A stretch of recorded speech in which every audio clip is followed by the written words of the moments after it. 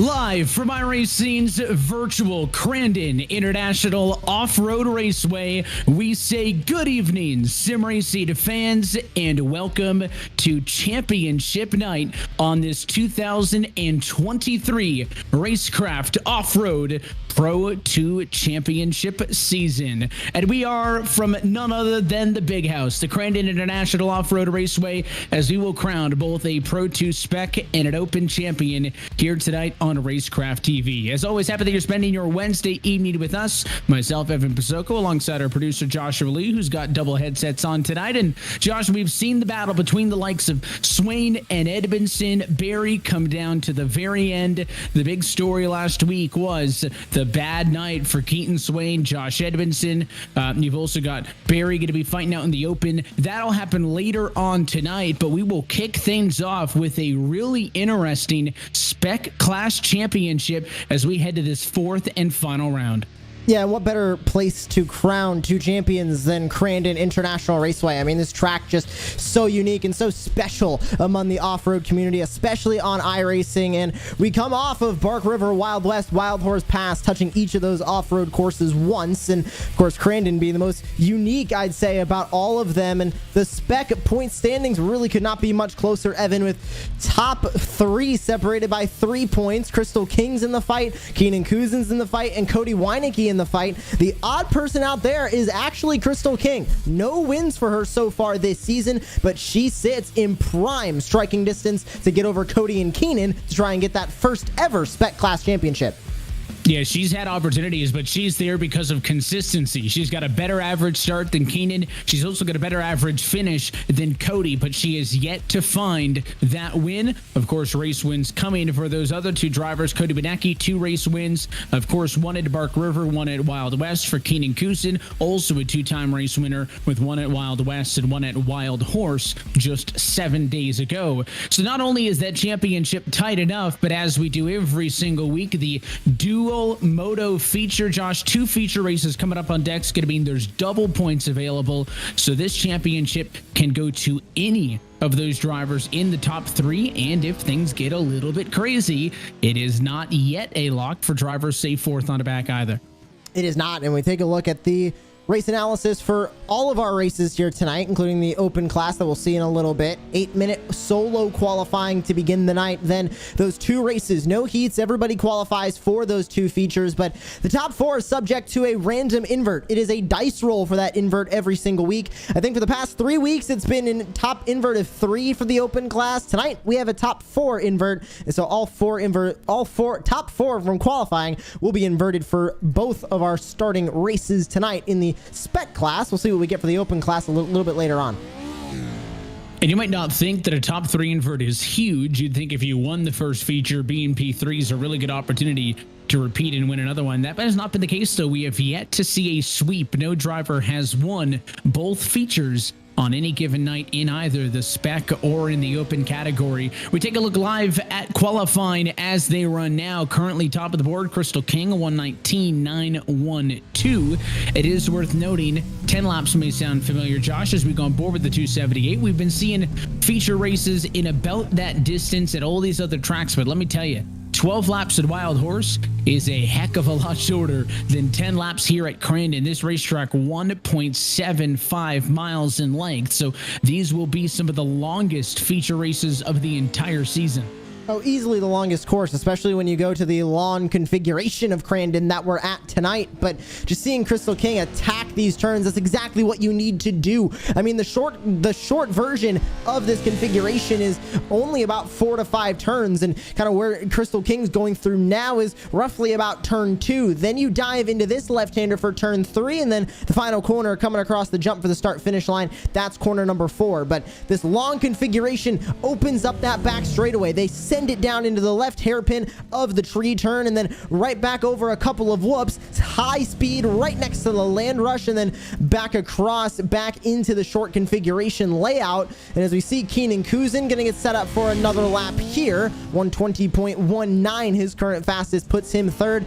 This track is just so tough to master. It's very easy to get around, especially the long configuration. I can get around this place. Fast is a completely different story. It is a conversation we've had with Josh Edmonds, some of the other drivers over the course of the season, is that of all the vehicles on iRacing, some of the funnest stuff that I've ever driven is these off-road trucks, or whether it be Pro 2, whether it be Pro 4. I feel fast. Like, I feel like I'm getting at it, and I'm, multiple seconds off. So you're right, that learning curve gets very steep when it comes to those final couple of tenths of a second at the end, and that is what separates the pros from the Joes, and what'll separate a Pro 2 Spec champion from a runner-up and a third-place finisher, which we'll find out shortly. You can see 11 trucks total entered in this session. No time yet from Austin McLaughlin, so we'll keep an eye to see if the 40 puts the time down. You'll get to Trevor Teal in the number 6 spot at the moment as they run.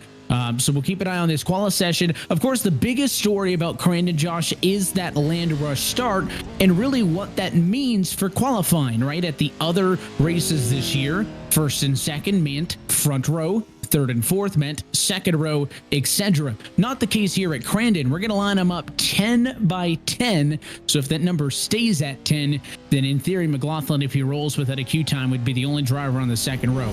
Fastest qualifier all the way to the very right-hand side. That's the inside of the turn off to the first corner. 10th place qualifier all the way to the left-hand side. I would almost rather qualify 1 through 3 or maybe 8 through 10, right? I'd rather be on the end somewhere. The concern with being high on those numbers is you're on the outside of that first turn. You can often get kind of pushed off track and into the fence. But the one place you really don't want to be is the middle, because it can get ugly. But here at Crandon, with the land rush start, it is much more of an even playing field with luck in the air than it is, say, qualifying 10th at any other track and being kicked back to row 5. And if there's one thing that's tough to do, especially in these off-road trucks, it is pre-plan, where you want to qualify, then end up qualifying there. But the top 10 being on that opening row sometimes is not exactly the best place to be. Honestly, if I'm McLaughlin, I'm not going for another lap. I'm going to start second row back from the 10 that'll be seated in front of me. I can pick and choose where I want to go within those 10 once we go into the first corner, which isn't going to be turn number 1. They're going to complete almost a half a lap around this course before we even take the green flag for lap number 1 officially. I almost want to be outside of that front row so I can get a really good idea of where I want to be come turn 1. We did see McLaughlin get onto the racetrack, but no time recorded for the 40s. So he is here, and he will be the lone driver on that second row as the seconds tick away. And we close in on the end of this qualifying session and get set to take a look trackside at your starting grid for Spec feature number 1 here in the final week of the season from the Big House. And it is Cody Wienecke on pole position. Again, remember how this plays out. Top 4 invert. So Wienecke was the number 4 qualifier. That puts him first on the grid. Keenan Kusid will go third to second. Drake Matag goes second to third. And Crystal King, fastest in queue. Only good enough, though, based on the invert. It'll kick her to 4th in line. Cameron Bagesha going to be right in the middle of it all. He'll start 5th, and Trevor Teal stays in P6 as the green flag is off, and we are racing in feature race number 1. It is a bit of a slow start for your second place runner there as Keenan Kusin slides back. Wienecke tries to clear to turn number 1, but through the middle. How about Miles Morse, who goes to the race lead? That is exactly what I talked about. He started 7th, not even close to the top in qualifying, and he walks away with the lead off of that land rush start. How about Colton Buchanan? Same thing for him. Started P10 on the day, and he is now up to second place. And how about those fastest qualifiers? Crystal King, Trevor Teal, stuck in the middle right now. Teal on the outside going wide. Drake Matag, beautifully done in the bottom lane, gets up to P4. He tries to make up for lost ground, but it was both Morse and Buchanan to make it up moves early. So the big hitters, Wienecke, 3rd. Matag, you mentioned 4th. That's a heated battle now as Crystal King is up on the inside of him. He is clear, so King will settle for the number 5 spot. And now it's a top 3 breakaway there as applying the pressure for P2 is Cody Wienecke, and Drake Matag has got a great view of it. He watches on from 4th as he sees those top 3 slip away just a little bit.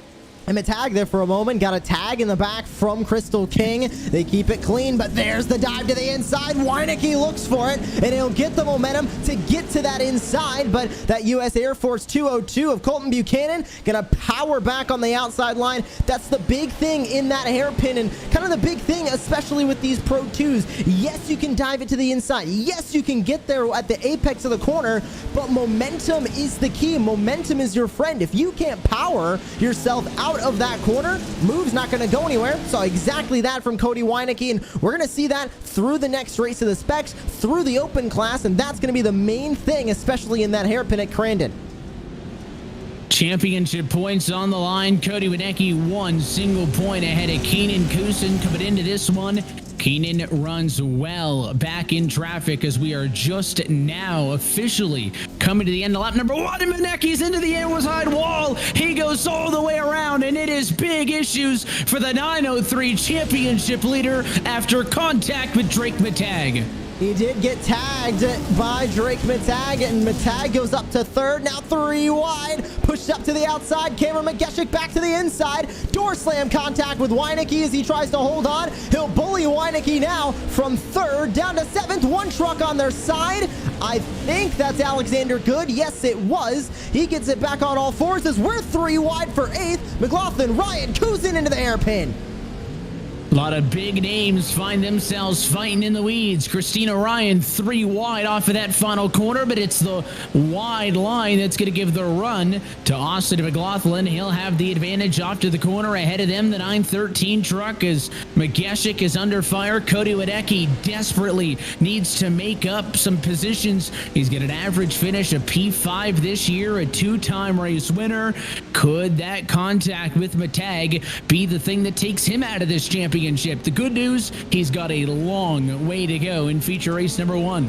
Well, and how about Crystal King as well, maximizing all she can here. She sits P4 at the moment, exactly where she qualified. Back end of Drake Matag with Buchanan and Morris. They took full advantage of that land rush start to the best of their ability. 3 laps gonna go in the rearview mirror this time by, and Miles Morse took that lead off the land rush start, hasn't looked back. Colton Buchanan took 2nd place off the land rush start, hasn't looked back. Matag, King haven't been able to catch up to these two just yet as they continue their own battle for 3rd, which admittedly is more of a war than it is a battle. They're fighting for the points at the end of race number 2 to be that champion. Right now, all Buchanan and Morse are fighting for is to get their name in the winner's circle.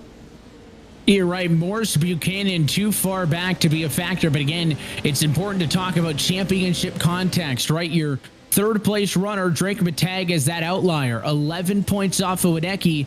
All the drivers in front of him in the standings are having trouble, but 3rd place isn't going to do it. You need to win this. You need to take advantage of their misfortune because Cody Weineke, championship leader, he scored 7th. Keenan Kusin, 2nd in the standings. He scored 8th. And Crystal King, 3rd in the standings, scored in the number 4 spot. So this is a big opportunity for both Crystal and for Drake, who's sitting 3rd and 4th right now, to make up a slew of points in this championship. And Crystal King is bringing the fight to the inside of Drake Matag. She'll go the long way around. They're going to make contact over the finish, and Crystal King will force her way through. She goes to P3. Obviously, Crystal King was a part of the first season of the iRacing Off-Road Championship Series, and I've been out of the booth for the first 3 rounds, and I'm watching Crystal King just immensely proud of the amount of strides she has taken in her off-road skills. She's going for a Spec Class Championship tonight and showing that to Drake Matag, using up all that she could to get by him, and now going to go on the defense, try and keep Matag behind him. Yes, passing Buchanan and Morse is important for Crystal King, but she doesn't necessarily need to do that. As long as she beats her championship rivals and adds a couple of points to her name, very good chance she walks away with this championship. Good chance that that's how this one comes to an end. The question is 3rd going to be all she can get? It's 1.8 seconds up to the next closest driver, and Colton Buchanan. There are still 6 laps left to go in this race, but again, I just think that's going to end up being a tall order for her to be able to close in the gap. And you talk about the point spread from position to position. You're looking at 25 points for a win, 22 for second, 20 for third, and then it's single point intervals from fourth position on back. So, you talk about that championship context. If you could get one of those top runners like a Wienecke, like a Kusin to stay down there, 6th, 7th position, they're walking away with 16, 15 points. If she can get up to P2, that's a 6-point swing right there. As she sits now, only a 3-point swing. She'll take it most certainly. That would put her tied for the lead as they run. But Crystal King, again, an opportunity to get a little bit more if she could find some extra. But I think her main concern needs to be the challenge from behind, because you're not seeing Drake Matag drop off. However, your top two, as we take a look up to the 202 of Buchanan, those leaders, Josh, have started to duel it out, and what's that done is it's really slowed down their lap times. Last time around, Crystal King was better than Miles Morris, and if they keep making mistakes, here she comes. Huge mistake for Buchanan. King to the outside, and she'll take P2. That second place for the 278. Can she make it first, as she now sits on the outside? The factory Simsport 278 gets second place. Now she'll set her eyes on Miles Morrison. Evan, I was about to make a point of the top 4 invert, because obviously the order for race number 2, the invert for race number 2, is going to be based on this race number 1 from tonight at Crandon. Normally, I'd say maybe they'd want to back off, get that 4th place in race number 1, get those points, then be on the pole for race number 2. But with the land rush start, I don't think that matters. I think the points right now, getting those points, that first place points, if she can get there from Miles Morris, is going to be more important than trying to beat the invert. With the land rush start, anything can happen on these starts. We saw Miles Morris go from 7th to 1st. We saw Colton Buchanan go from 10th to 2nd, and anything is possible as Buchanan comes back on King, side by side over the whoops. Bit of a door slam as they head into the right-hander. Buchanan on the outside lets her know that he is there. Buchanan not in the contention for the championship. Crystal King very much so, but Colton Buchanan not one to back down from a fight. He tried. King shakes him for second. It did cost her a ton of time, though. Miles Morris has checked back out to a 1.4 second advantage, and now Buchanan going to lose the number 3 spot as Drake Matag slides on through. So King and Matag trying to make up points on Wienecke, who's back up to P6. Kidden Kusin still in 7th, but Crystal King sitting good in 2nd, but she's got to be worried because Drake Matag has got a fast machine behind her, and the best way, I think, to effectively play defense on the 18 is just to stay on the offense, keep trying to chase down Miles Morris. There are still 4 laps to go in the first feature. There is a lot of racing left. 4 laps at Crandon, especially the long configuration. Right now, we're tracking about 5 minutes remaining in this race. It's a lot of time. That's a lot of corners, and that's now 3 more times through this hairpin to try and make a move. And I think that might be Crystal King's best opportunity to get by Miles Morris, because think about it. The only time that Crystal King and Drake Matag, for that matter, have made up an abundance of ground on Morse was when he was side by side with Colton Buchanan, who, by the way, has fallen now to P6 after his battle with Crystal King, trying to get the 2nd place back.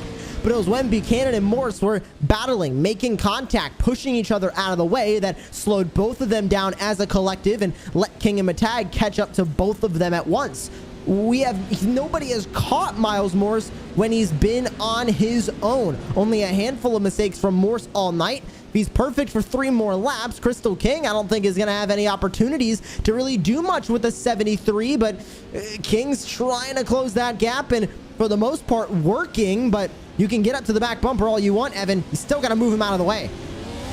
That's the key, is finishing the job. Very different from closing in, and you can see it continues to inch closer and closer. So Morris really trying to milk the advantage that he was able to pull on King when we saw that fight back from Colton Buchanan, who, by the way, has slid all the way down now to position number 6. He really used up that Pro 2 truck when he was trying to play defense and get back at Crystal King in the battle for P2. But last lap, King better to the tune of almost an entire second over Miles Morris. Right now, the gap between them just at about 0.6 of a second. Crystal King has got a really good look here to make up a slew of points, still in search of her first win of the season. second. She's looking to the inside. 2 laps to go in a couple of corners. She couldn't get there in time for that corner. 2 to go this time by the start finish line. What is Miles Morris thinking at this point? Let's flip the script. The 73 is also looking for win number 1 of the season. Yes, he's not running for a championship, but looking a little bit further back, especially from this battle, Weineke is in a battle with Cameron Mageshik. They're side by side. Weineke's about to make himself known further into the top 5 as he bullies Mageshik out of the way for 4th. That's 1 more point Weineke's going to get on the day. Now Crystal King needs to get by Miles Morris to keep that championship hopes alive. She's starting to get physical with the 73. Can she make the crossover move work? Perfectly parked in the middle of the apex of the 73 of Morse. And Morse doing everything that he needs to do as well. Also in search of first win of the season for the 73. Only one of them going to walk away as a winner. Crystal King hoping to win a championship. Miles Morse, on the other hand, hoping for maybe a top 5 in the points if he could have a really good night. King's got to run, looking to the outside as they head through the sweeping right-hand turn. King tries to go outside to in. Now she'll look back to the outside as they head off to the barn turn. She'll lose a little bit of ground. Morse keeps going way up to the outside. King trying to keep it to the inside as much as she can. 3 laps to go this time by. 1 to go this time by. This is where it is going to get serious. This is where King needs to make that move. She's running out of opportunities. Hairpin's going to be her best bet, but Miles Morse is losing a ton of time through this corner right here, leading up to the start finish and through the first sector here. King trying to go to the inside, gaining a little bit of momentum. White flag here. Can King make the move through the first sector? Still has work to do, and Miles Morris has done a good job of just not overthinking this defense. You mentioned parking it right in the middle, doing everything he can to take the line away that Crystal King needs if she wants to make a move for the race win. Again, what is at stake right now is a slew of race points, a 3-point difference for winning and coming in second. She'll take a swing, still not good enough there, but she's close. She might be side by side. I think she's got a little bit momentum. She is side by side. The drag race over the whoops. She'll get by Morse by inches. Can't protect it. Morse on the inside. King swings it to the outside. Still side by side for the race lead over the jumps. King gets physical. King is loose coming over the jump. Slams the 73, but Morse holds on. And watch out, here comes Drake Matag from 3rd. 2 sets of quarters left as it's Miles Morse again establishing the lead. King to the inside. She's going to move him out of the way. The bump and run. Crystal King in the second to last corner. Gonna move Morse. Drake Matag. He will also pass and go to second. But in the final turn, Crystal King will get her first feature win of the Spec season. It's exactly what she needed to do. It's exactly what she did. And that could be the championship deciding move for the 278. What a run for Crystal King. Weineke ends up 4th. That is a huge points gap in favor of Crystal King. It is a big swing, and we'll go to do the math on it, and you can see the thoughts from Miles Morse at the end there, but Crystal King came in 3 points out of the championship lead, and she is going to get a big slew as we take a look at your full race results today for the first Spec feature of the afternoon. No time to breathe, another one coming up next, but it's Crystal King with a slew of 25 points for the race win. And then really let's highlight the important ones here in the championship. Keenan Kusin down in 7th position. That should score him only 15, and then Cody Winecki, who came in as the championship leader, is 4th place in this race. I believe that will score him 18 points. So that's a 7-point swing for Crystal King, who by my rough math, Josh, 4-point lead headed into the second of these 2 features. And the second race is always the one that kind of provides that action that we're looking for. That first race definitely did not disappoint, but as the drivers hit onto the track for practice, Weineke hitting the track again. He qualified insanely well, started on the pole, but that land rush start is what ultimately gave him that 4th place finish, and that land rush start is going to be another huge one. Weineke will start in P1, Morrison P2, Matag P3, King P4. But ultimately, everybody starting in a one row, 10 trucks deep. Not going to mean a whole lot once they're diving into turn number 1. It's really the who can get the best gate drop, best momentum through that first whoop section. Yeah, the invert on the grid here is certainly not as critical as it is at other places, right? You saw the whole shot went to the truck that had started 7th in that first feature race there at Miles Morse, who did such a good job of almost hanging on all the way. But it is worth noting that after that race, Crystal King 153 points unofficially, Wienecke 149, Kusin 145. So King with a 4-point advantage, but the magic number stays at 4, Josh, because that's the invert. Wienecke finished 4th. He will technically be the pole sitter for this feature. Now, again, it was a good start for Crystal King, who was the pole sitter in the other feature, but it wasn't the end-all be-all. So this invert, I think, would be much more critical at another racetrack, but just worth noting, Cody Wienecke will be given what they consider the #1 starting spot on the inside of the land rush start, and he's really going to need to take advantage of it, because with a 3-point split between winning this race and finishing second, right? 25 points to 22. The fact that King was able to get 4 points ahead is big, because you're looking for at least a 2-position spread. So someone's going to have to finish in between Wienecke and King anywhere in the field. If Crystal King can finish P2, that should be enough no matter what. There's no starts like it in off-road, but I mean, it's going to be like, you know, a Formula One start, everybody diving down into the first chicane at Monza. You need to nail this start. Pro 4 is very easy to do. All 4 tires syncing up at once. Pro 2s, you got to make sure you feather that throttle and get those rear tires to grip up before you start going full throttle. It is a tricky one. We saw tons of physical, aggressive, and contact racing in the first feature. And at this point, we'd typically be going to the second half of the program. We've got a whole feature left to go from Crandon. Let's go trackside, and we'll line them up right to left. Wienecke, Morse, Matag to King. Your top 4 get the flip. They'll be the first 4 to the right-hand side. Megashik 5th, and Buchanan P6. Keenan Kusin, Trevor Teal, Christina Ryan, Alexander Good, and Austin McLaughlin going to round out the rest of the field as we get ready for land rush start number 2 of the evening. You're looking for King, the red truck, 4th from the bottom.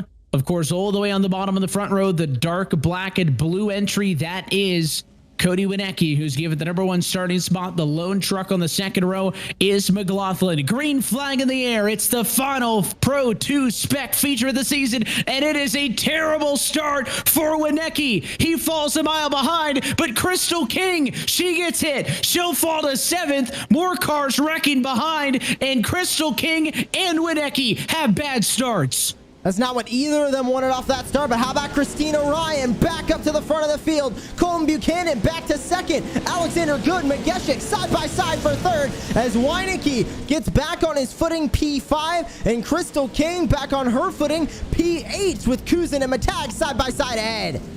Keenan Kusin needs some more. Matag is in an okay spot after all of that. Miles Morse, the one struggling, is Cameron Megashik now going to make the move around Christina Ryan. He's going to go to the race lead. Christina trickles down to P5 with some contact there. One truck turned around. It's Colton Buchanan who's going to get shoved out of the way and into the start gate as he gets sent flying. That was a big moment, but look at what it just did. Crystal King to 4th, Cody Wienecke to 3rd, and on the bumper now of the 903 is Crystal King. This is exactly what she needed, because guess what, Evan? She doesn't have to beat Wienecke. She just has to maintain eyesight of him at all times, stay right up on his back bumper, and guess what? Championship goes to Crystal King. 4-point gap unofficially in the championship. The gap between first and second, 3 points. She just needs to stay behind Cody Wienecke, and she is the Pro 2 Spec champion. But here comes Keenan Kusin. This is what Wienecke needs. He needs somebody to finish in between them, and that somebody right now is Keenan Kusin. He makes the pass. He goes for 4th. He wants more. Sideways, look out. Kusin's into the wall. Wienecke's off it into the grass. pass, and Crystal King gonna make the pass on the outside. King to the front of Wienecke, but now here comes Trevor Teal to the inside. If Teal gets by King, Wienecke does as well. This could change the tide of this championship as Teal goes to third. King now with Wienecke right behind. Kuzin trying to get back into this battle. Throw a blanket over second, third, fourth, fifth, sixth, even go far back as seventh with Alexander Good. They are all separated by only about 2 seconds on the track. Worth noting, Crystal 4th, Cody 5th, Keenan 6th. There's only 1 point per position that separate them as they run there. So they all want to make up some ground. And Crystal did not have a good exit that time off of the corner. Cody Wienecke's got the speed advantage. Looking to the outside as they head down to the hairpin. He's going to throw it in deep. Look to point and shoot off the corner. Crystal King, the slide job, parks it in front. I think that was Trevor Teal who got shut down, and King makes up a spot. Teal gonna shove her all the way down to the next corner though, but it works out in the end, and Crystal King trying to run away with it. Remember when I said you have to attack these corners and you have to use momentum to your advantage to make those passes? That is the one exception in that hairpin. If you dive it in as hard as you can, you block the truck with the more momentum, well, there you go. Pass made, and you do exactly what Crystal King just did to get up into third. That was beautifully done, and one of the great things about off-road racing, whether virtual, whether real life, Evan, you can make contact like that, and both trucks live to tell the tale. This really has been an incredible feature so far, and it is not done yet. Christina Ryan next on the hit list for Crystal King, who has been knocking them off one by one. Crystal King, so many close opportunities in past seasons. She'll take a shot, though. She's going to get turned all the way around. Trevor Teal went through her, and it's going to allow 2 trucks to get through. Alexander Good passes, and so does Keenan Kuzin. So it's the payback from Teal that's a big blow to Crystal King. But that was exactly what King needed to happen in that moment. Yes, she did get spun, but who got stuck behind her? Trevor Teal and Cody Wienecke. Wienecke could not get out from underneath the 72, and now King's gonna send one more truck back for Teal and Wienecke to deal with. She says, here you go, take Alexander Good and send in the stamp now as Trevor Teal tries to go around the outside. Trevor Teal trying to take the scenic route and has clearly not forgotten about the shot from Crystal King earlier in this race. King goes back up to the number 4 spot. It's Teal in 5th, and then it's the battle between Wienecke and Alexander Good behind. Advantage goes to Wienecke as he'll clear for the number 6 spot. Yeah, Keenan Kuzin up to 3rd. Remember, he is the last placed runner of those championship 3. After the first round, Keenan finds himself at 145 points. That's 4 back of Wienecke, 8 back of King. So he's going to need a lot more than a 1 position advantage if he's going to win this championship. Everything kind of going stagnant now for a moment, and I have to bring up, take a look at that gap for the lead. Well, Mageshik just now exiting the hairpin, going over that whoop section. How about to the tune of 6 seconds for that lead right now, as Mageshik also looking for race win number 1 of the season for him. It'll be the only time since, I believe, race number 1, which is a given that both race winners have been first-time winners this season. We have yet to see, as I mentioned earlier, any single driver sweep a week so far. However, last week it was the story at the doubles. Kuzin winning his second, Batag winning his. On the open side, both Edmondson and Barry getting their second wins of the season. Can we get 2 first-time winners to close out the Spec calendar? Still watching this ongoing battle as Keenan Kuzin's got a problem, and it's Crystal King. She has caught up to him, and realistically, Crystal King can get to P2 in quick order here if she can find her way around. Not that Keenan, not that Christina are going to be easy to pass, but based on the speed I've seen so far tonight, I think she's better than the 2 of them, but she's got to make quick passes before Trevor Teal can take another swipe, because he and Wienecke not that far off. So Crystal really wants to put these 2 trucks ahead of her, in between her and her fellow championship competitors. Not going to be an easy thing to do, especially since Kuzin after getting by Crystal King, has kind of put on the afterburners and gotten away as King sends it into the hairpin. Contact with Kuzin, and perfectly done. She will almost go around the outside. She will go fully around the outside as Kuzin now falls to P4, but that is the exact bump and run that she needs to do. But take a look in the rearview mirror. Wanecki in front of Teal for 5th. And Crystal King apologizing to Kuzin for the contact, but he said, hey, it locked up on me. But I wanted it all. Look at that shot, upside down and over. That spells the end of Cody Wanecki's season. Unbelievable. In a split second, season over and done for Cody Wanecki. What on earth happened there? We'll try and grab a lightning quick replay, but that just happened so quick. He was side by side with Teal. He got past Teal and then up and over these next couple of jumps. What sent him? He arches into this corner to the left-hander, contact with Teal, and that just sent the rear end of the truck right up into the air. Couldn't bicycle it, couldn't save it, and that was race over. It happened so quick in Pro 2 racing. We've seen it a handful of times, and again, Wanecki gone just like that. Entered tonight as the person to look for in the battle for the championship. Yes, it was close, but it was Cody Wanecki's championship to lose as the leader. His night done. And does this make things a little bit of a different mindset for Crystal King? She's gotten more flexibility in what happens with the drivers around her, because Wanecki was the closest. All she needs to do now to win the championship is not lose 8 points to Keenan Kuzin, who's currently behind her. I wonder, as a strategic play, Josh, do you think she keeps fighting in this group? Because anytime you're in a battle, all it takes is one driver getting to the side of you. You're on your lid, just like we saw from Wanecki. I think the points move would be drop back to P5, but Crystal King's a racer. I think her mentality is, I'm going to get ahead of Ryan here and get on through. And I think what's also aiding in that is, I mean, Christina Ryan so far tonight, best run so far in this season for that number 80 team. But I think what Crystal King is thinking right now is she can get by this number 80 machine, get into second place, then pull away. I think she knows that she's faster, and if she's just able to get by, she can open a gap on everybody behind her. But it's proven to be a little bit more tough than I think she was really expecting. Let's see if she does anything into the hairpin. She keeps it clean, doesn't make any contact with the truck in front, but that opens the door for Kuzin, who can't get the momentum that they needed to get around both of them.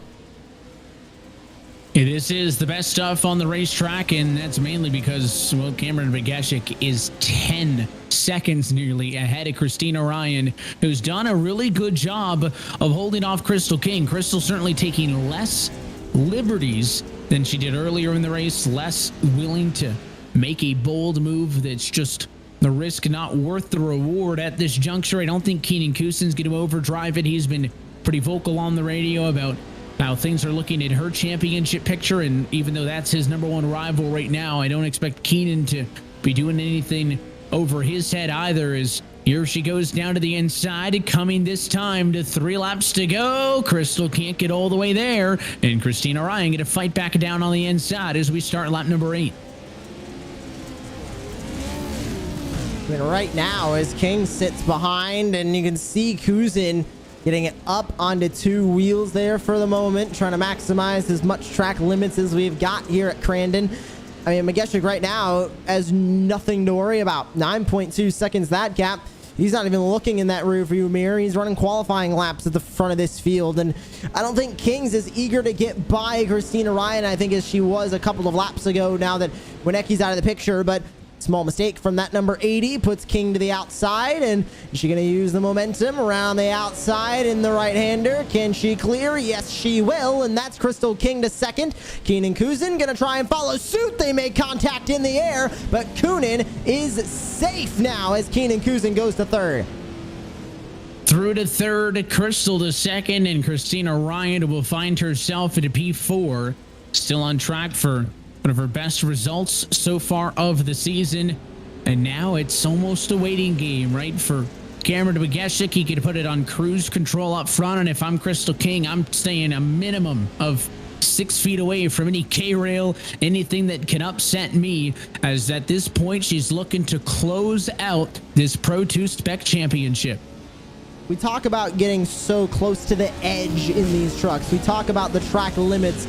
That's important when you're trying to catch the truck in front of you. That's important when you're trying to run a good qualifying lap.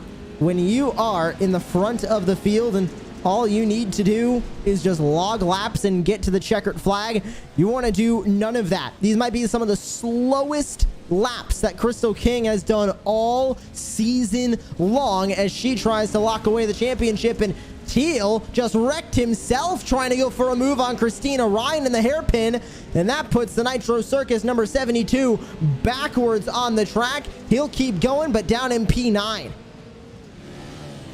It headed the wrong direction as this one shakes out. Trevor Teal, frustrating, had a good opportunity to win this one, got used up and then some by Crystal King. McLaughlin looking for better. Of course, Wadecki out in P11 was also looking for a little bit better as this one comes down to the end. And coming by this time, going to be 1 lap to go. Cameron McGeshik up front sees it 1 lap away from his first feature race win of the season. 1 lap left on the Spec calendar for the year. And Crystal King going to take that white flag as well unofficially. She's staring at her first ever off-road championship. And what a way to do it. She came into this race in 3rd. She came into this race as the admittedly one of the long shots to win with how Weinecke and how Kuzin have been performing this season. Well, she has showed here at Crandon that, in fact, the consistency is what mattered. Didn't get her first win of the season until tonight, and she's looking at walking away a champion. Heard of the age-old saying, save your best for last, and I think that's the performance tonight from the 278 of Crystal King and so many other drivers who have had good results over the course of the year tonight as well, right? McGeshik, what a way to end it.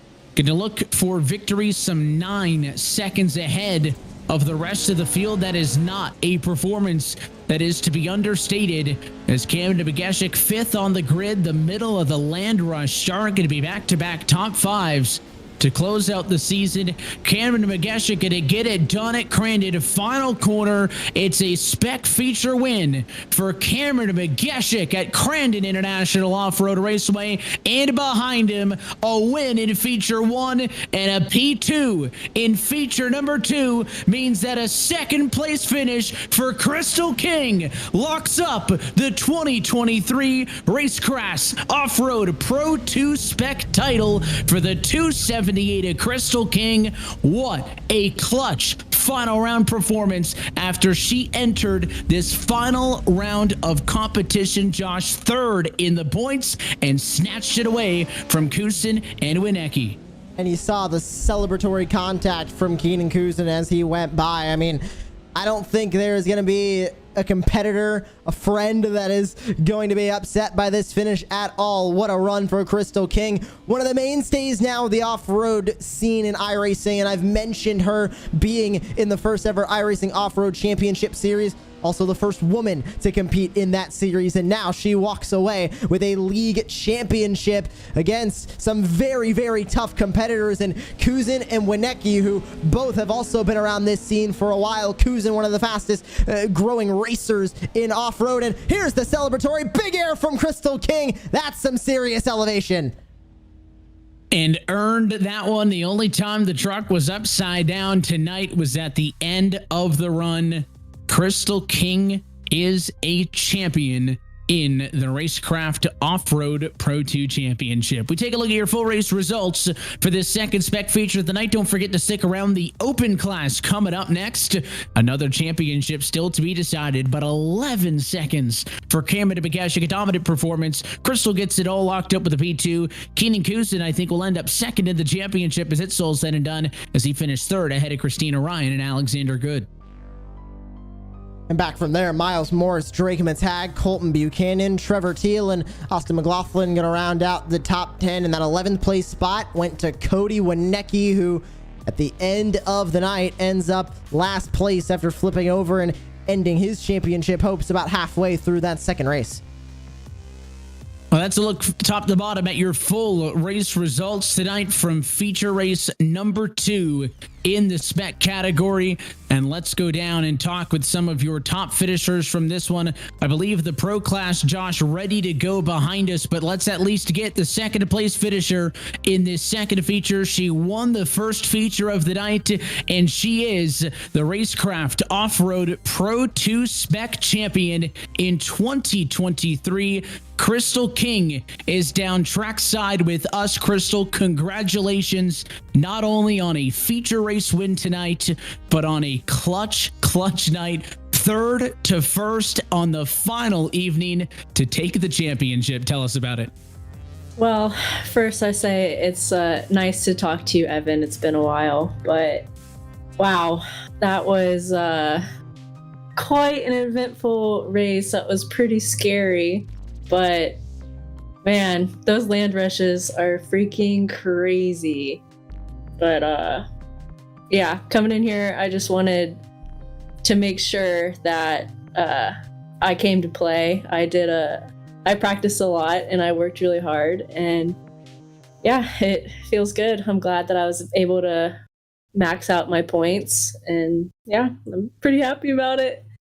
I figure so, and for your sake as well, glad that we can talk, because we've had you up here for a couple of times, but talking with P2, so trying to avoid me, I guess. But really, tell us about this first feature of the night, right? Not that this thing was locked up going into the second one, but that first one was the drama. Contact, you get set back in traffic, and then you rip through the field not once but twice to get up there and get the race win. Tell us about that one, because I think that was the defining moment and set the tone for the night. You got ahead after that first feature and didn't look back. Yeah, it's really what I wanted to do. I wanted to max out my points. It would have been easy to stay in fourth once I got out of that carnage. Man, trucks were just stacking up, and I had to do my best to go around, go to the outside of. You really just had to be looking ahead because you just didn't know what was going to happen.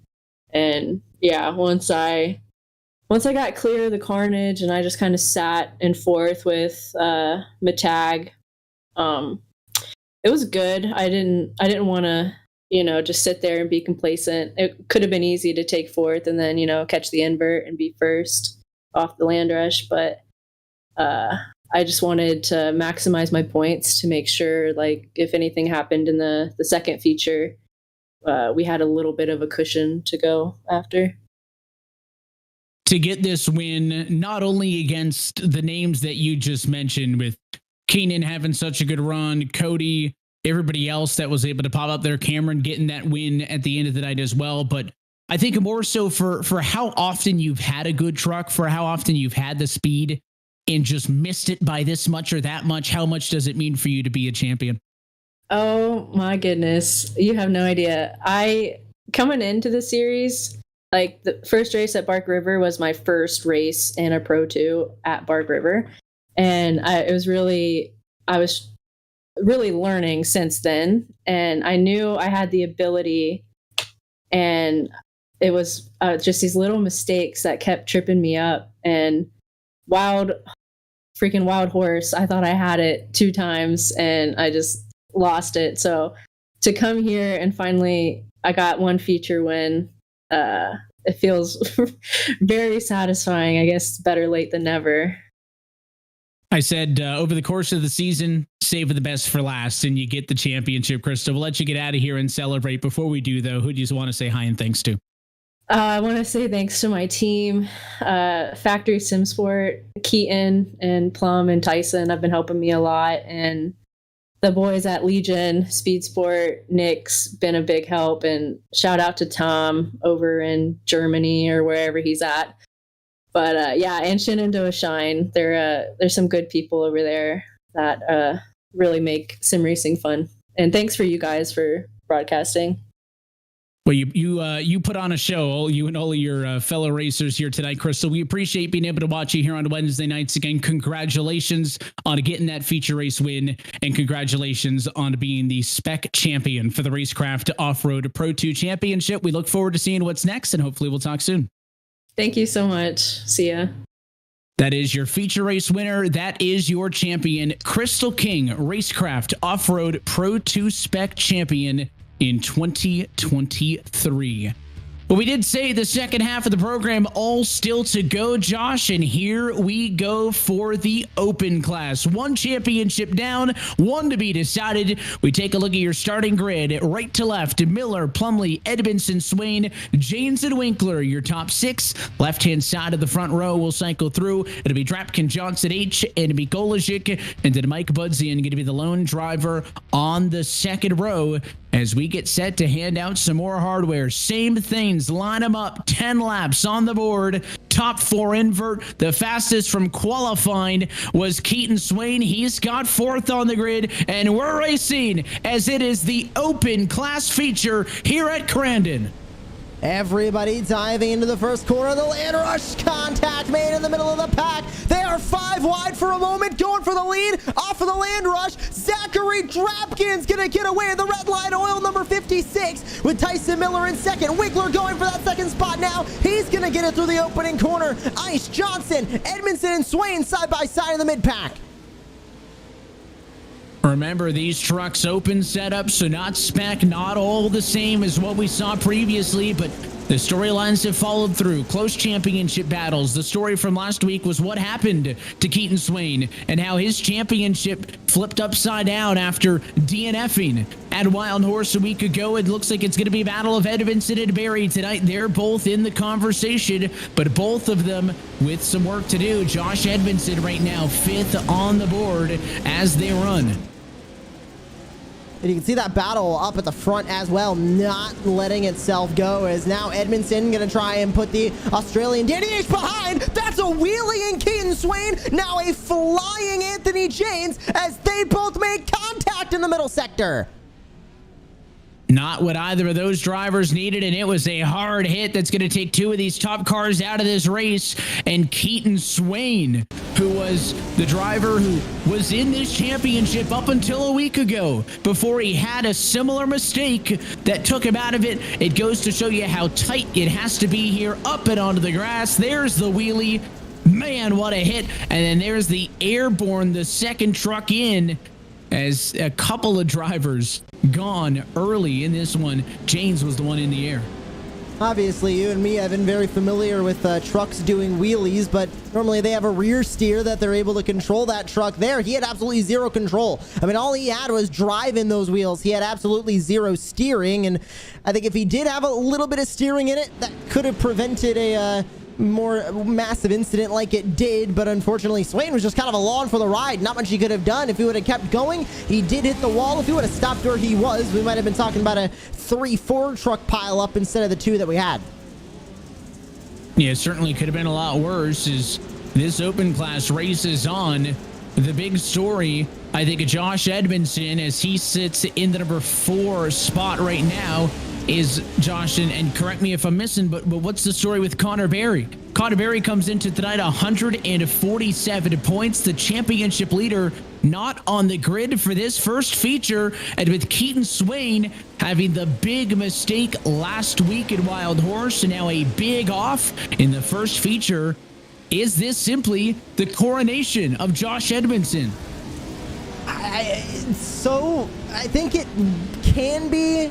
Admittedly, I think it will be. If I'm choosing anybody to win the championship tonight, it is him, because we didn't get an opportunity to look at the points before we came into tonight, but Edmondson 6 points behind Barry. Coming into tonight, I thought we were going to have the classic off-road series battle. From the beginning of when we started on Racecraft TV to now, it's been Connor Berry and then Edmondson either playing second or third fiddle behind Barry or Swain at the front. And I thought that's the exact same thing we were going to see tonight. Barry has been the most dominant driver in iRacing off-road ever. Since he won the World Championship, it has been no stopping that kid in anything on dirt on this service. However, with no Barry here tonight, I think we might finally see Josh Edmondson reach the top of the podium like he has been clamoring to do now for, 3 years in the off-road series? And there's the dive for the lead from Tyson Miller, and he does it almost cleanly. He needs a little bit more momentum, but here comes the 58, here comes the 720 to add themselves into the conversation. Keaton Swain's won a Pro 2 championship. Connor Berry has won a Pro 4 championship, but it is, as you mentioned, always been very similar to the Crystal King story, admittedly, Josh. Second fiddle, third fiddle has moved out of the way. There is the 56 of Zachary Drapkin, who will slide all the way down to 7th in the running order as they run now, and Tyson Miller enjoying a slight advantage over Josh Edmondson second and Sean Winkler third. But, you know, maybe that's going to be the theme of the night, is those drivers who had been close through the years breaking through. We saw Crystal King just do it in the Spec class, and Josh Edmondson again seems poised to do it here in the open class. And listen, he doesn't want to default into this championship. Josh Edmondson wants to win it how he needs to, and he is getting at Tyson Miller for the race lead, but they're both going to get played. Oh, Winkler goes through, and off track goes Tyson Miller. That is a big moment for Tyson Miller. This might mean a bigger moment for the 58 of Edmondson. With no Connor Berry, I think, yes, Evan, he does want to work for this championship. He doesn't want to waltz his way in. He wants to win his way in. Edmondson to the inside, takes the race lead to the back straightaway. Crystal got her first race win of the season earlier tonight. Josh, though, looking to be the only 3-time race winner in Racecraft Off-Road Pro 2 this season. He's got 2, so does Connor Berry, so does Keaton Swain, all in the open class. Kusin, Batag, and Winecki all finished their totals at 2 wins apiece. So you may say what you will, Josh, about the lack of Connor Berry tonight, but Josh Edmondson is trying to win this championship by being the best driver and the winningest driver across the entire series if he could get one right here. Evan, remember the early days of the Pro 2 Championship here for the Off-Road Series, and it was always Josh Edmondson playing second to Cam Peterson.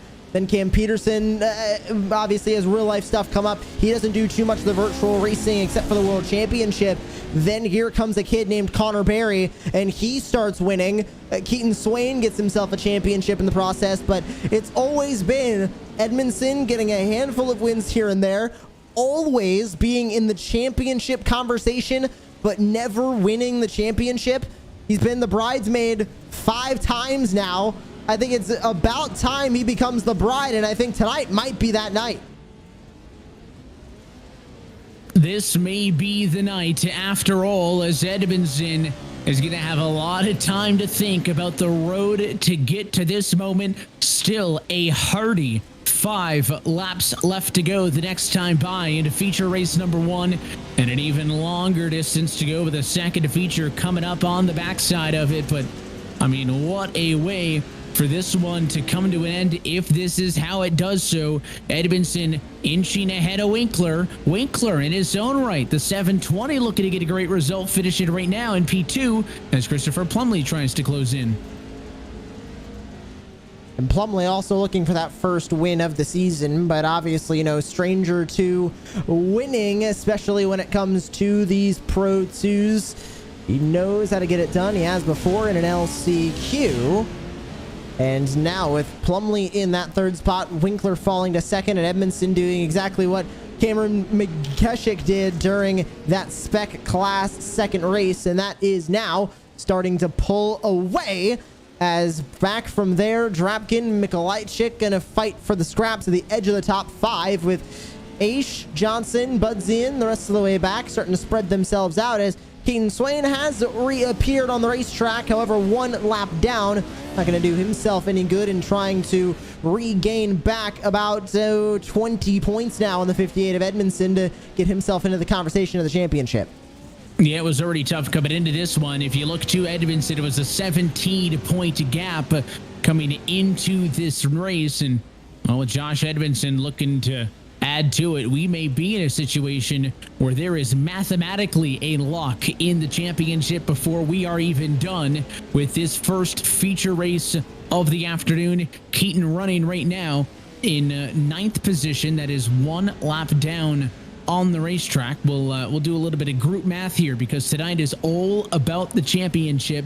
Keaton Swain, if he goes on to finish 9th in this race, should score back down in those single-digit splits. P9 should score 13 championship points. A race win for Josh Edmondson would score 25. That's a 12-point gap in favor of Josh Edmondson. Just talking through this out loud. The gap between them into tonight was 17 points. So you're looking at a 29-point gap. So can you make up 29 points? No, you cannot. So if things stand where they sit now, Josh Edmondson will secure the championship before we even drop the green flag for feature race number 2.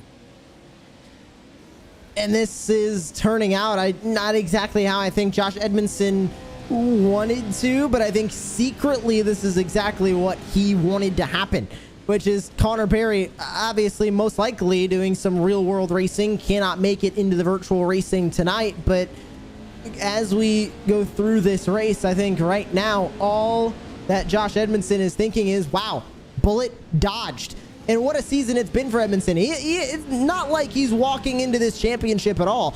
Edmondson with a win at Bark River, a win last week at Wild Horse Pass, went winless at Wild West, but consistency is what he needed. And we're talking about Crystal King earning her championship with 1 win. I think Josh Edmondson equally earned this championship with 2 race wins and a lot of consistency to show for it. And listen, it may be more noticeable in a situation like this, right? Where you hope for this big climactic championship moment and then you don't have it. But think about all the times in which Edmondson was on the receiving end of a little bit of bad luck, right? Losing a spot here or there. In other seasons even, right? Being the one that flips, being the one that gets wrecked.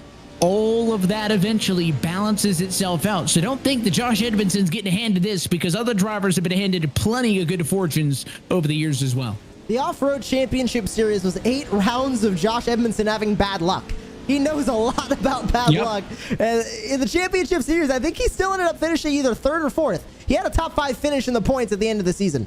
So absolutely nothing to scoff at for the 58. And I mean, yes, been on the bad end of the stick a lot in the iRacing service, and the championship here is going to just kind of be the culmination of just so much that he has worked towards. I mean, he's been doing the Racecraft Rallycross League as well for the last couple of seasons, just to get better at Rallycross and to get better at dirt road license as a whole. And I'd argue doing a bit of that Rallycross has ultimately helped him. We remember in the iRacing Off-Road Championship Series, all the Rallycross converts that came in, Jacob Rafas, a lot of the Altus drivers, everybody coming in from the Rallycross end, being extremely successful at the off-road end. I think it's needless to say it can go both ways, and it's a two-way street. Edmondson goes to practice some Rallycross, comes back, wins a championship. Something to be said about staying on it, on the dirt, just being active, keep it at it. And again, as they run now, Josh Edmondson leading, Keaton Swain in 9th would unofficially put them at a 29-point gap in the standings. Max points available is 25. And again, that would be considering that you would need at least 20 trucks, I think, to even be able to dish out 1 point for finishing in last place. The battle for second, something that's still up into the air here. Christopher Plumley was able to make that move on Sean Winkler, so Winkler trying to hang on to a podium. It's Drapkin to P4, kind of quiet-ish one. Daniel Aish back in the number 5 spot. Both the Swain, Miller, and Janes 1 lap down. No DNF, surprisingly, given some of the chaotic stuff that we saw in the opening lap of this race. But a white flag is in the air up front as it is 1 lap to go for Josh Edmondson. Down the back straightaway for the final time in this first race of the night. We've still got 1 more to go. And yes, invert of 4 tonight for both the Spec and the Open. This will put Edmondson 4th, and in the middle of that, 10 trucks on the first row for the Land Rush start. Plumley, Winkler, and Drapkin rounding out that top 4. And Drapkin got the best of the Land Rush start in this race, and he's going to start on the provisional pole for the Land Rush start for the next race. But how about this? 3rd race win of the season for Josh Edmondson. And oh, by the way, this might solidify his championship, but it will also solidify himself as the winningest driver in either the Spec or Open class this season, getting the most wins out of anybody at 3. Nobody's gotten more than 2 until right now. Josh Edmondson, he's going to finally get the job done, and he's going to do it by winning more races than anybody else. Josh Edmondson is an open class winner at Crandon, and at long last, Josh Edmondson is an off-road champion. He wins the Racecraft Off-Road Pro 2 Open title in 2023.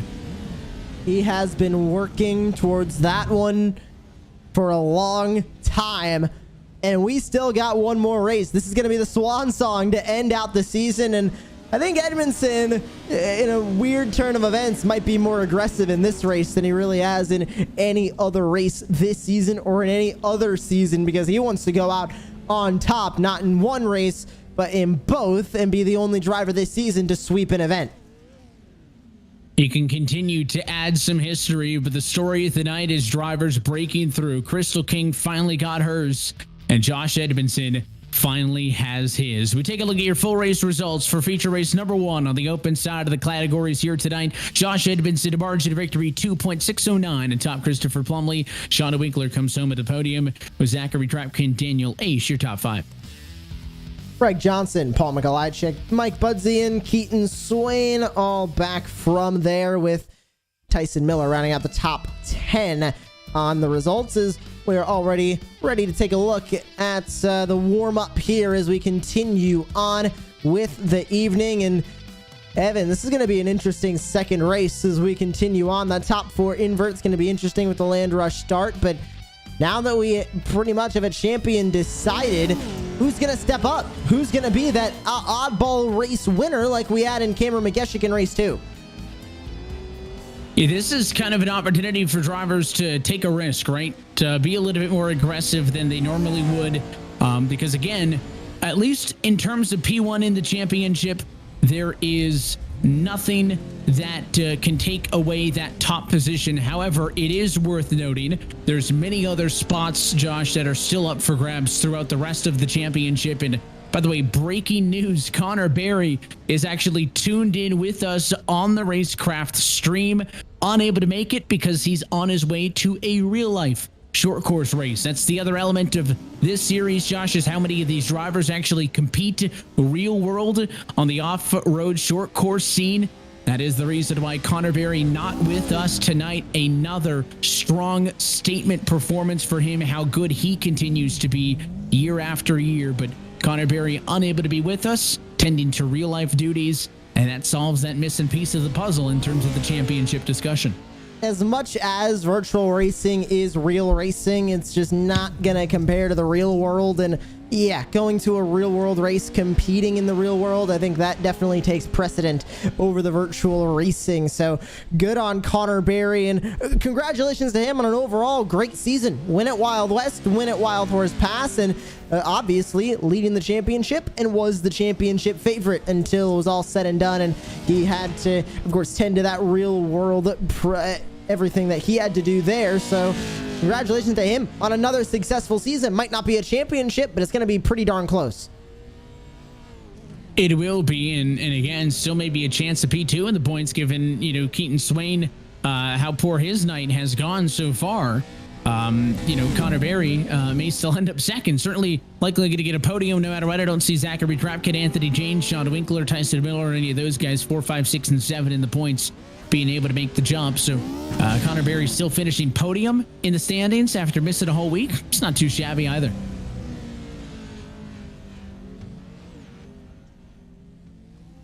And that clock is going to wind down on the warm-up. We are ready to go racing for just one final time this season, Evan, and I think this one's going to be the most exciting one that we've had. It is, because the questions and the worries and all of that has been eliminated. This one is for fun. It's an encore performance of the Open Pro class here. Let's take a look at the starting grid. Top 4 invert puts Josh Edmondson first to 4th, which means that P4 finisher Zachary Drapkin gets pole, Shauna Winkler to his left in 2nd, Chris Plumley 3rd, and then Edmondson, could he dare get a 4th? He'll be in the thick of it. Daniel Ace will start 5th in line, and Craig Johnson P6. Rounding out the full list of drivers on the Land Rush start, Mikolajczyk, Budsy, and Swain, Miller, and Janes. To round out that field, just waiting on Greg Johnson to work his way onto the grid. There he is. We are ready to go racing for the one final time this season in the off-road series. Waiting on the lights, and you're going to watch as the field fights through the bumps in the rundown of the first corner. Who gets off better? A couple of slow starts from 5th in line and 7th in line.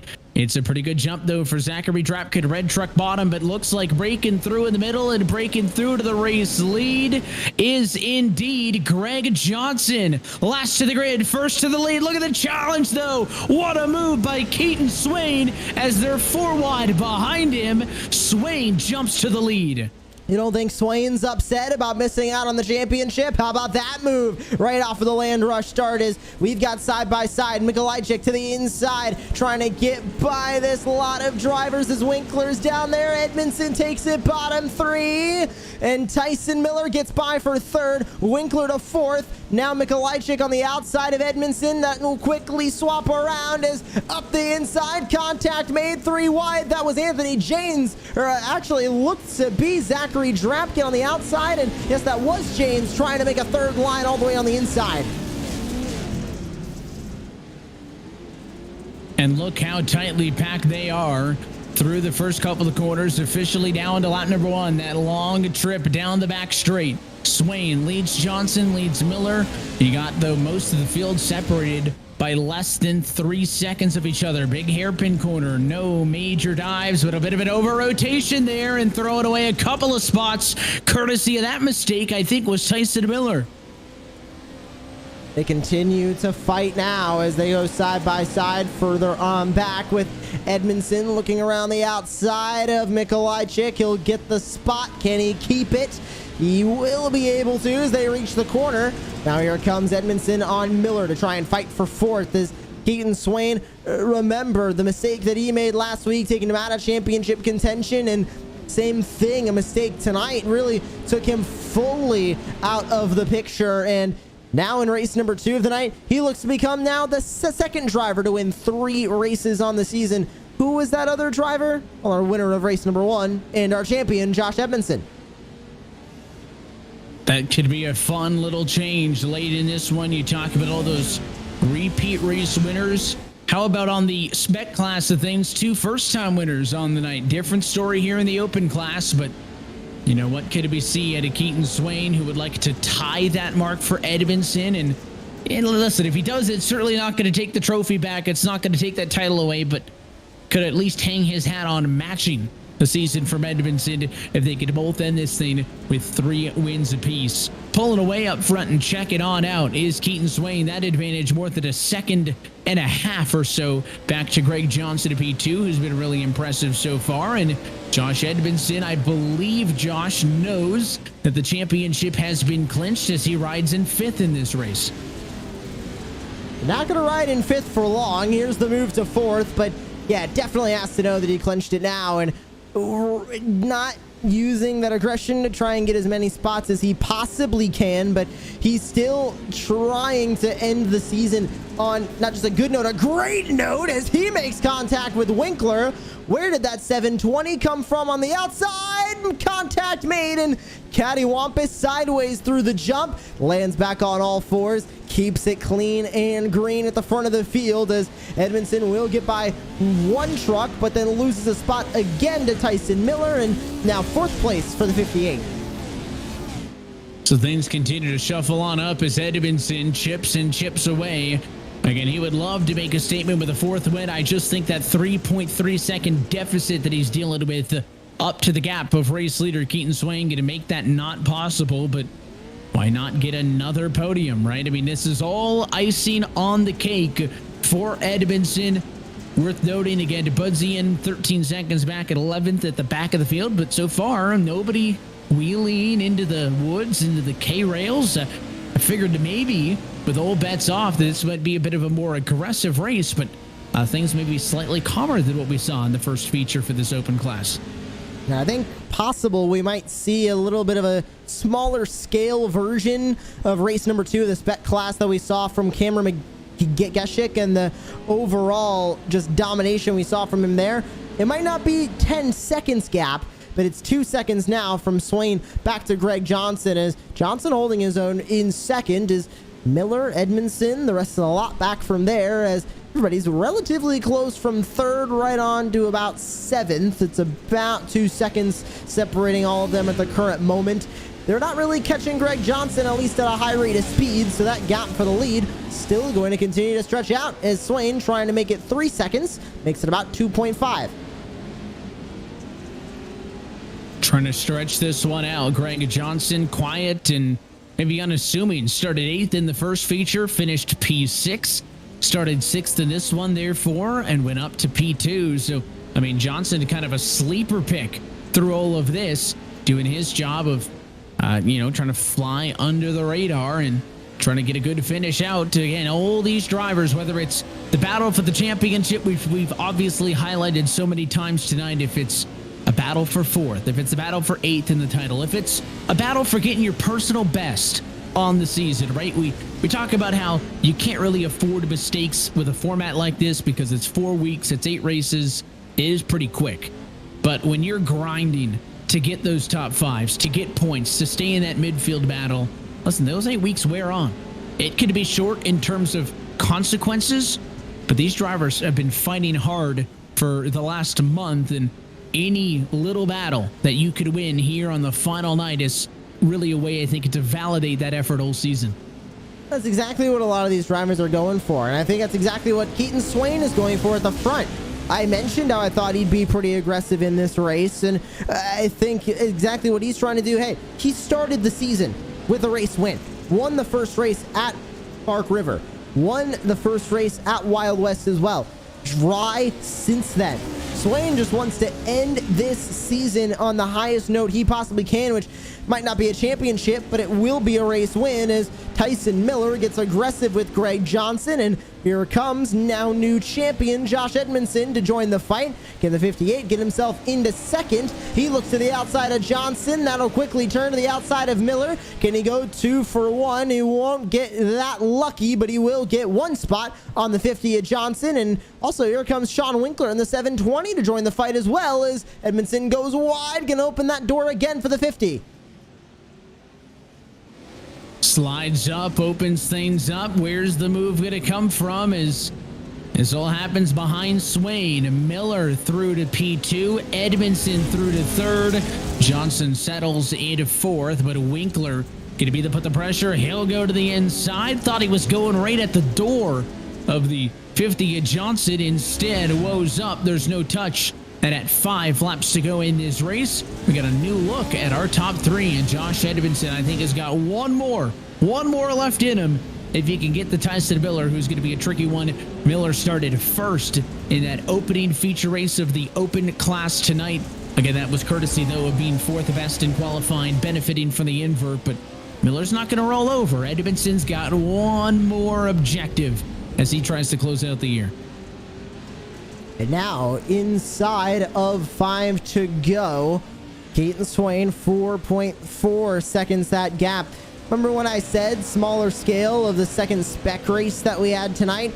That's pretty much exactly what we are seeing, except instead of a first-time winner, Swain's trying to become a 3-time winner all-time this season, and continue to add to also his just all-time win list in the Pro 2s. Not many better than Swain with a series championship and 3 race wins. He's going to try and double his overall win total in the Pro 2s this season. A lot on the line as these drivers try to close out the season on a positive note. Again, Swain looking for race win number 3 to match that of Edmondson.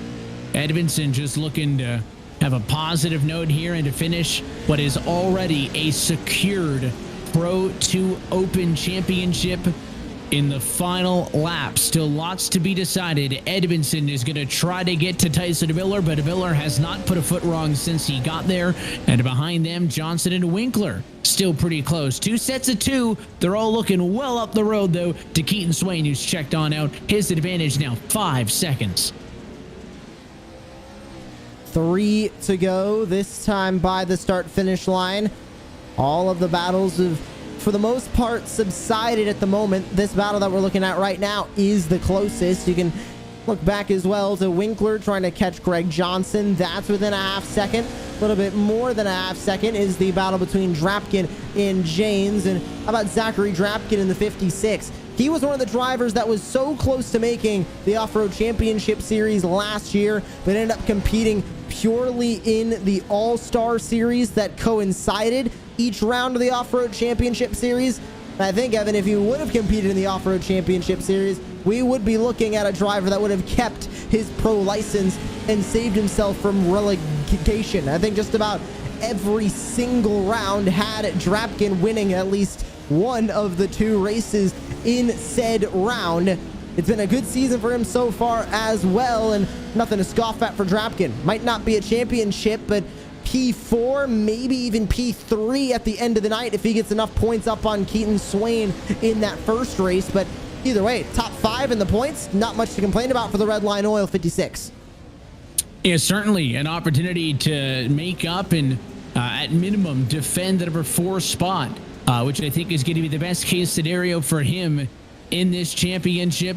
Again, we talk about, right, what is those individual battles, those individual accomplishments that all these drivers are trying to lock up. Look at that crossover move there, as that was Sean Winkler getting past and then getting right back after Greg Johnson.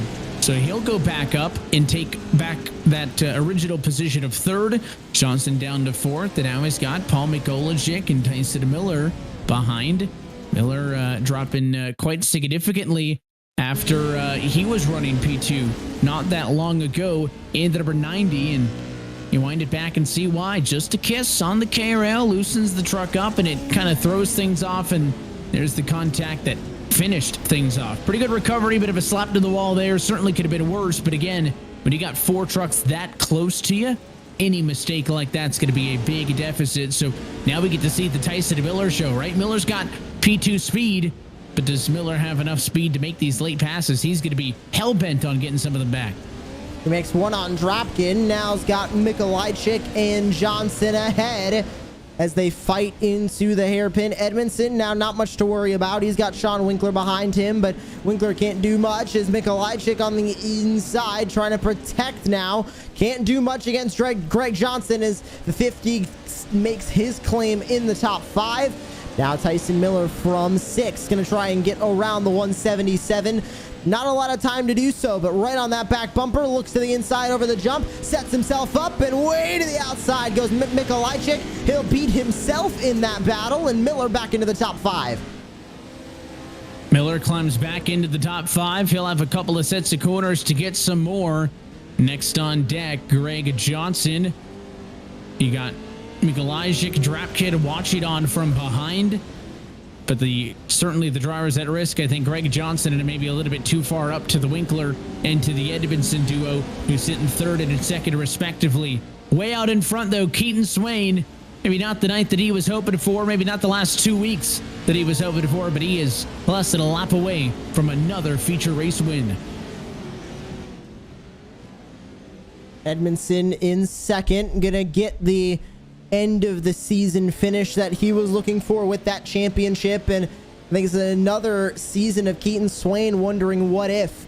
Is very familiar to that feeling, and it's unfortunate. Swain is one of the best drivers when it comes to iRacing off-road, and undoubtedly is going to be a threat for the upcoming World Championship. And he's won a Pro 2 Series championship before. The last season of Pro 2s was his championship. He's no stranger to victory lane. Just mistakes took him out of it this season, but he will end the season exactly where he began at Bark River, and that's in victory lane.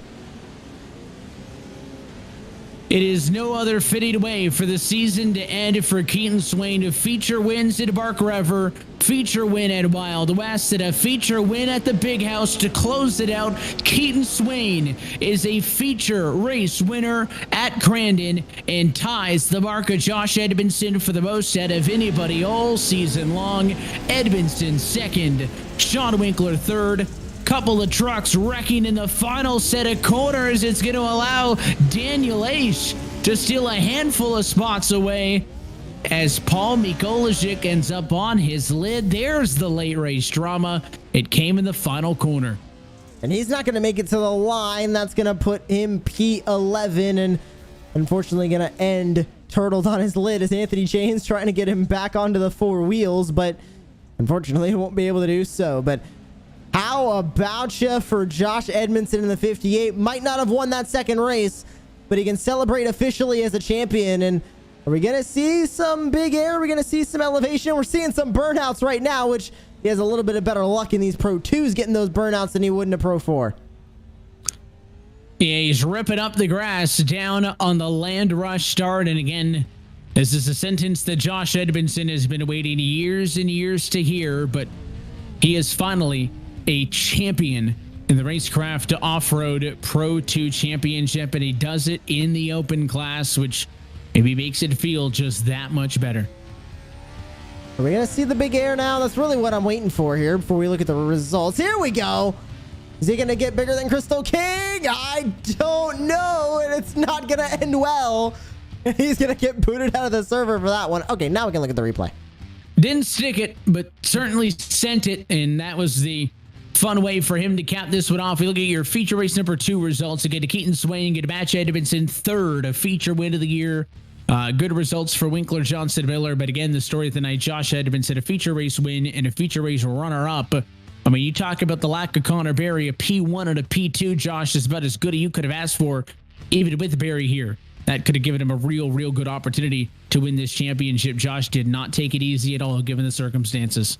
He definitely did not. And how about these race 2 finishers with Tyson Miller rallying back for a top 5? Zachary Drapkin ends the season P7 and maybe ending inside that top 3. We'll wait for official points confirmation, but either way, top 5 finish on the year. Not too bad for Zachary Drapkin. Plumley, Budzian, and James going to round out the top 10 with Paul Mikulicek unfortunately ending up upside down before he can reach the line and ends up finishing P11 on the night.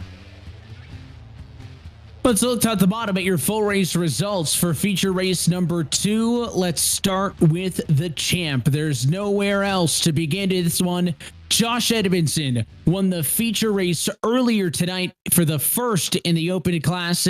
He finishes second in the second time around. His 3 feature race wins tied the best mark out of anybody in the series, and he is the 2023 Racecraft Off-Road Pro 2 Open Champion.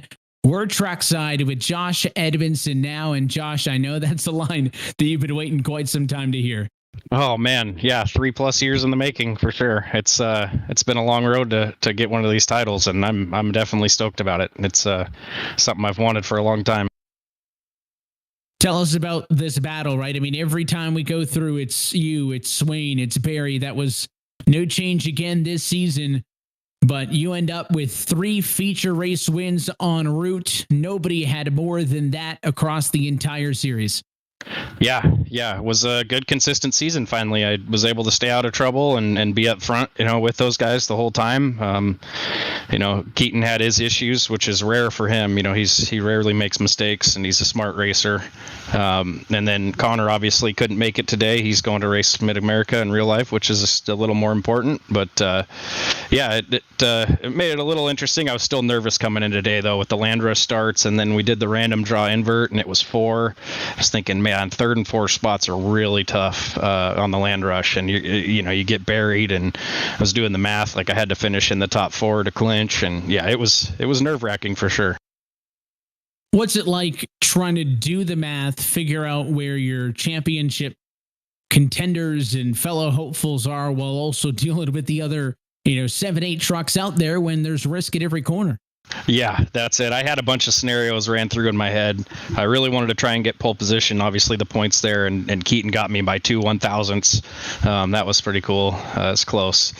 But then, yeah, obviously that first race when Keaton had his issues, that kind of took weight off my shoulders a little bit. Just had to drive smart from there, and some doors opened up. Some people had some rough luck. Tyson had some rough luck tonight. I was able to capitalize on some of that and win the first moto, so that was good. And then second moto, I just again tried to play smart and be up front. I know you've waited some time, so I will delay the celebration no further. But before we let you bounce out of here, Josh, the sponsors, the shout outs, who makes it possible for you to go fast on track, but kind of in a larger picture, makes it possible for you to make all of this happen here on Wednesday nights? Yeah, I mean, we got a lot of great guys. The community here is awesome. Everybody, both classes, a lot of camaraderie, a lot of clean racing for the most part. You know, everybody's apologizes when it does go wrong. This is the best community on iRacing, in my opinion. I just have a great time with everybody here, and can't wait for the next one. Shout out you guys putting on the broadcast. I'm stoked to go watch this one for sure.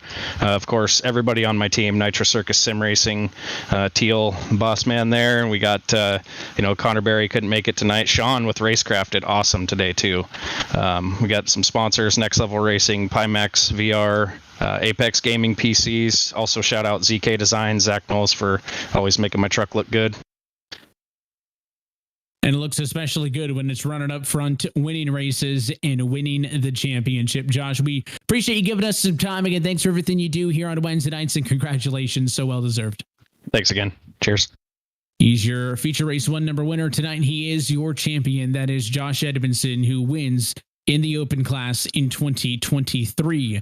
Second half of this championship, Josh, and even second half of the story tonight, Keaton Swain, he wins the second moto. It's also his third race win of the year, and he finishes as a runner-up likely in the championship inside of the top 3. You are with Keaton Swain.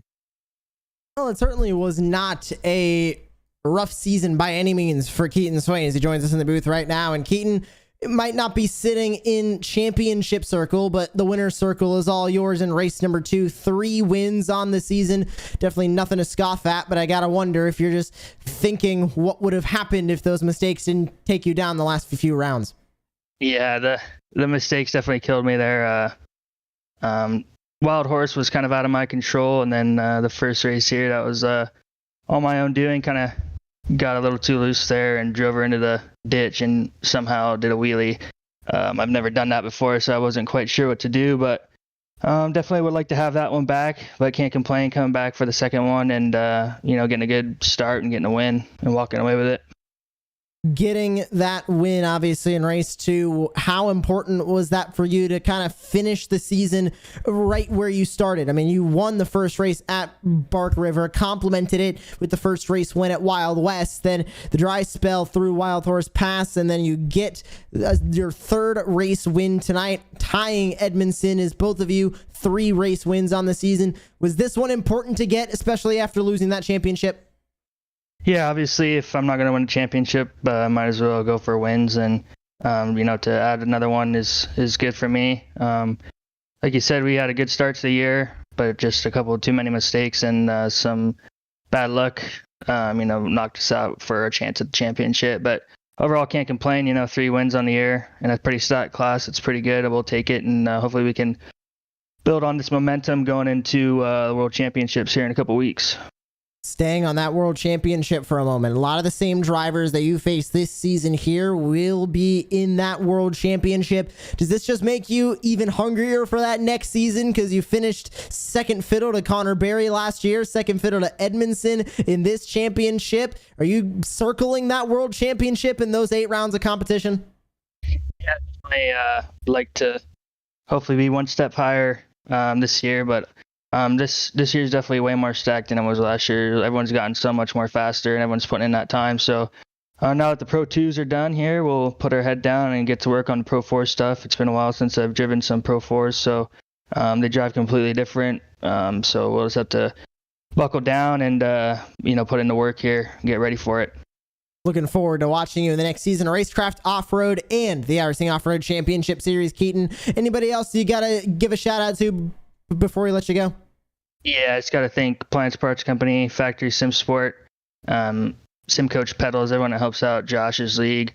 And I'd like to congratulate Josh on his championship as well as Crystal on hers. She put in a lot of work this week to try and win that, and she, came out on top. So good for her on that. But and I just can't thank everyone that helps me, and of course you guys for doing the broadcast.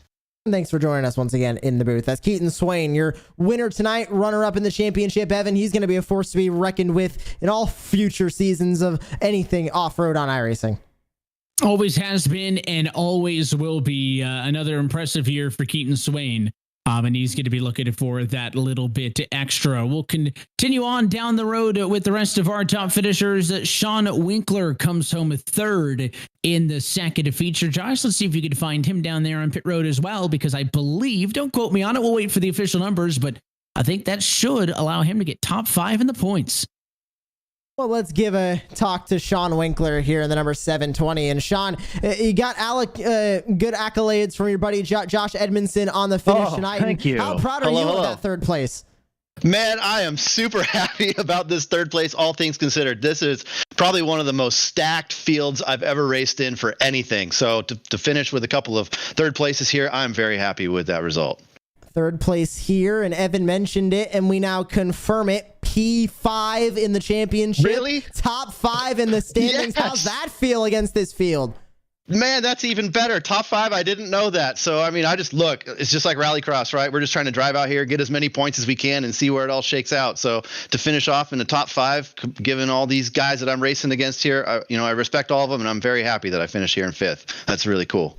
Racecraft Academy on the side of the truck, Next Level Racing, Apex Gaming PCs. What does it mean to represent all of these people, these brands, and now doing it close to the top level of iRacing off-road, especially against the likes of Barry, Edmondson, Swain. You got a top 5. You beat out Plumley, Miller, Vandenbush, and a lot of other names. I can't believe it. I know, I'm honored. It's really an honor and a privilege to race and have Racecraft Academy on here, NLR, Apex Gaming, PCs, Real Broker, my brokerage on here. It's great. I really am proud to have all these names on the truck and deliver a good result for everybody. Well, what's next for you? Next season of Racecraft Off-Road Rallycross. What's coming up next? We're going to keep doing it. Whatever they throw my way, I'm going to get in the seat and drive and see what happens. And hopefully we can keep talking to you, Josh. I appreciate you guys for putting on this show too. One of the best in the business. Super fun to watch it. We love watching these replays back and enjoying the show a second time. And I hope to keep talking to you, Sean, as well. Thank you for joining us once again here on Racecraft Thanks, TV. Josh. Go celebrate that top 5 in the standings. Let's go, Racecraft. Great to always talk to Sean Winkler, Evan, and what a great season it was for him, and what a great season it was for a good majority of our drivers in this field. Ultimately, only 3 names end up in the winner's circle this season, but they're the top 3 names in all of iRacing Off-Road: Edmondson, Barry, and Swain, and Edmondson finally getting it done for that elusive championship. Yeah, the top are still the top, don't get me wrong, but this is a story about vindication, right? For the years of work for Crystal King and how far she has come, to see the clinic that she put on these guys in the first feature for the Spec class tonight, and then for all of the runner-ups for Josh Edmondson to finally get one. I think undoubtedly the story of this 2023 campaign is redemption for both Crystal King and Josh Edmondson. And what a way to do it for both of them. I mean, both of them are just absolutely dominating their respective races. And Crystal King, all the work she's put in. I mean, we know Edmondson's put in a lot of work, especially in the sim, but both of them equally, I think, having championships that might have been just a little bit too far coming for both of them. And they both walk away with championships at the end of the night. I cannot be more proud of either of them. And that's why you got to tune in every week, every season, because you never know. Yes, the heavy hitters are going to be here, but you never know who at the end of the day is going to get a first career championship. And we had 2 of them here this season. It's been a lot of fun since this all started earlier this month on May the 3rd at Bark River. We have raced east to west and back again through Bark River, Wild West, Wild Horse, and tonight at Crandon. But alas, this 2023 campaign officially comes to a close. I want to say a big thanks again on behalf of our entire team at Racecraft TV for Josh Edmondson, our partners, everybody else who makes this Off-Road Pro 2 Championship possible, for everybody who's been in the broadcast booth or in the director's seat all season long, and of course for your broadcast team tonight. For our producer Joshua Lee and myself, Evan Pasoko, I want to thank all of you for tuning in and congratulate our champions. Crystal King is the Spec champ. Josh Edmondson is the Open champ. That will do it for the 2023 Racecraft Off-Road Pro 2 Championship. We'll see you next time on the dirt.